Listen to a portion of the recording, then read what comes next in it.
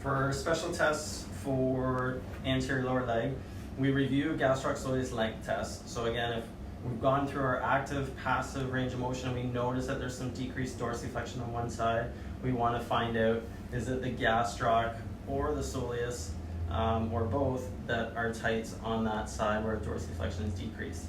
So remember, gastroc crosses the back of the knee. So to check gastroc length, we're going to have passively dorsiflex the ankle while the knee is extended, so just as they're positioned right now, and we'd compare to the other side and see if there's a difference.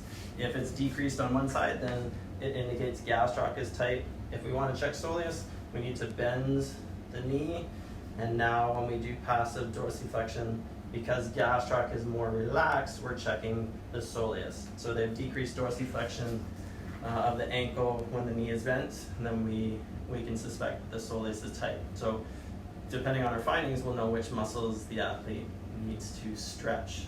Our other special test today, we're going to use a tuning fork, and this is something that we'll use to help distinguish between tibial stress fracture, anterior compartment syndrome, and medial tibial stress syndrome.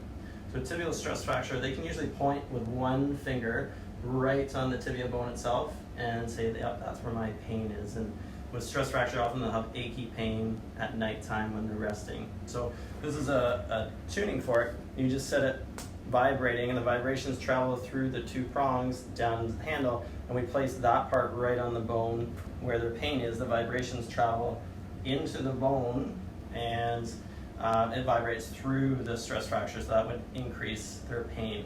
And the tuning fork we can use in other areas of the body where they might have a fracture. We'll see that later on in the semester. But this is just another tool that you can use to help you determine if they possibly have a stress fracture, and if so, you'll send them for further imaging. When it comes to your injury scenario, since you're not going to have a tuning fork at home, I'll have you just using a dinner fork or something, pretend to set it vibrating, and you place it right on the bone where you want to check for a fracture.